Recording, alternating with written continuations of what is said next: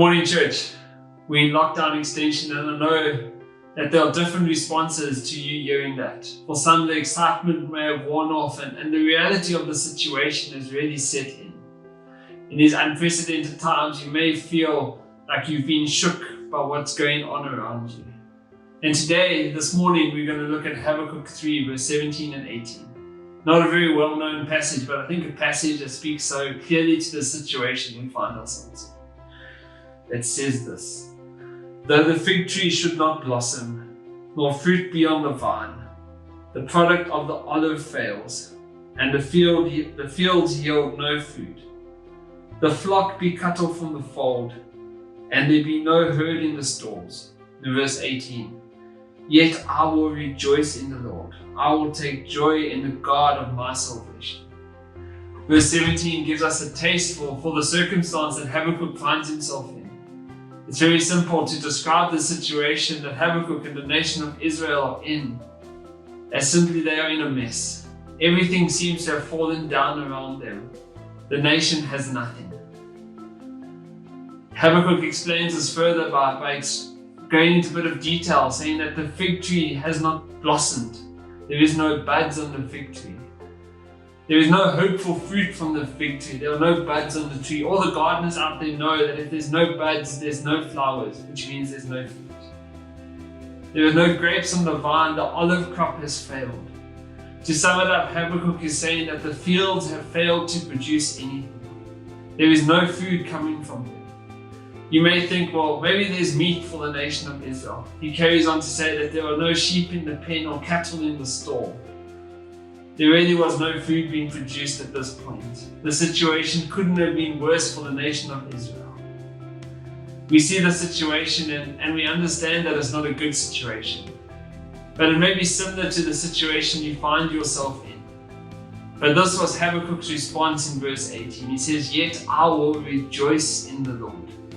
Some translations say, "I will rejoice because of the Lord." This may sound like a very over-spiritual response. Everything seems to be falling apart, yet Habakkuk's response is, "I will rejoice." But rather, this is not an over-spiritual response, but rather this is the right response that he has. The reason he can say this and mean this is he's not rejoicing because of his outward situation. He's not rejoicing because of the outward circumstances that he's in. But rather, he's looking inwards. And he's rejoicing because of his inward circumstance, that God is with him. He has a relationship with God. And church, this morning we can rejoice for the same things, that the verse tells us that God is our source of strength and our deliverer. We do not rejoice because we feel like it, but rather we rejoice because God enables us to. This whole situation of lockdown is a very different one, yet we still serve the same God.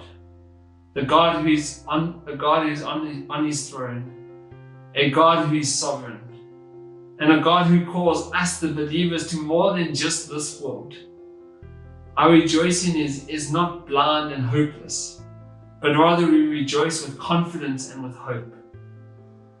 Our relationship with God enables us to rejoice always. If we're to only rejoice because of our outward situation, then I think sadly enough, we wouldn't be rejoicing that often.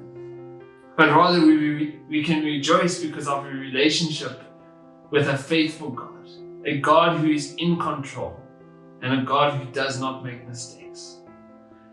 My closing challenge to you this morning is put your current situation into this passage. Rewrite verse 17 in your own words. Would your response be the same as Habakkuk in verse 18? "Yet I will rejoice in the Lord. I will take joy in the God of my salvation." Let's pray. So Lord, we just thank you for who you are, and thank you that you are a sovereign God, a God who's in control, a God who's still on his throne. Lord, thank you that as we come before you, we do so rejoicing because of what you have done for us. Lord, thank you that we don't just rejoice because of our outward situation, but we get to rejoice because you are in us. Lord, help us to be reminded of that daily. Help us to be a people who continually rejoice because of what you've done for us.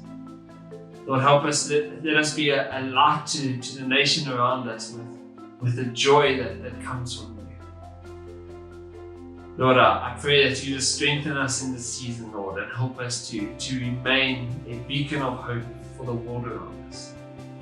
Lord, I pray for this in your name. Amen.